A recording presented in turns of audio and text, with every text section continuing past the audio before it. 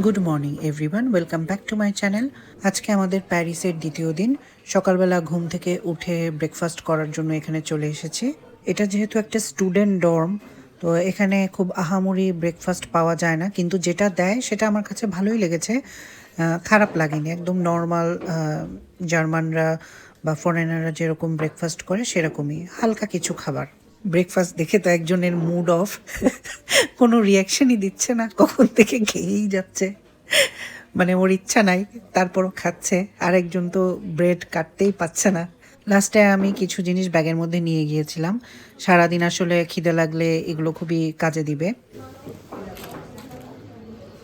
थोड़ा कांच टूटे का फल बीच में से काटो। ऐसे नहीं, ऐसे नहीं ऐसे ऐसे ऐसे ये कर रहा है। क्योंकि मुझे हर एक पे अलग अलग टेस्ट चाहिए था, इसलिए मैं किया था।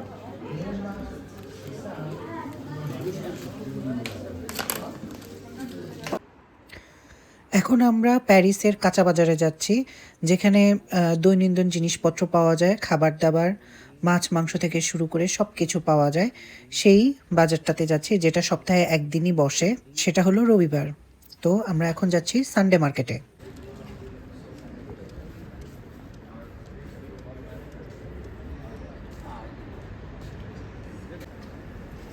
ये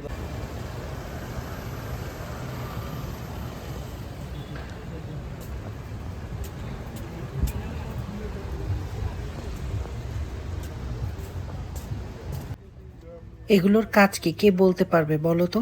এগুলো আসলে জামা কাপড়ের মধ্যে রাখে। আমরা বাঙালিরা ন্যাপথলিন ইউজ করি, কিন্তু বিদেশিরা এই সেন্টেড স্যাশেটা ইউজ করে।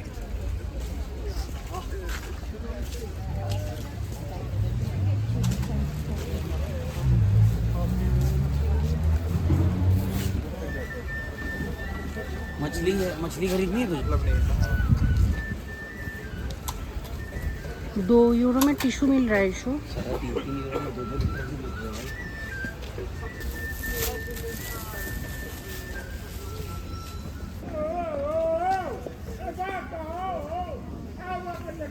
फ्रेंच टूपी 10 यूरो का।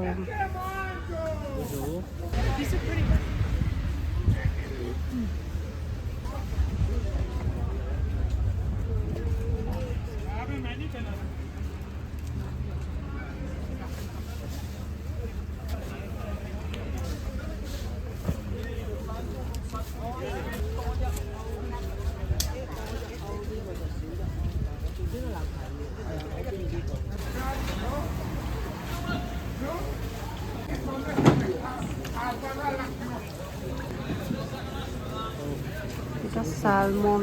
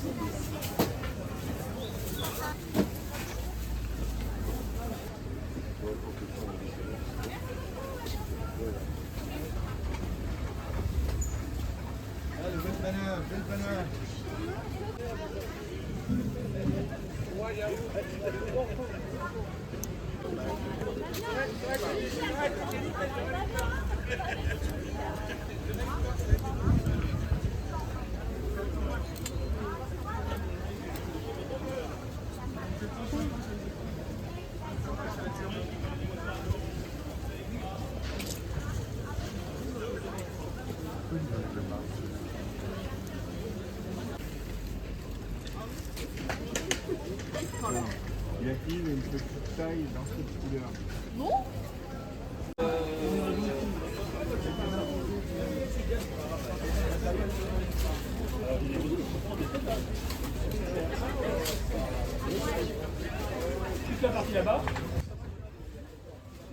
এই হলো আমাদের কাঁচা বাজার শপিং ভ্লগ।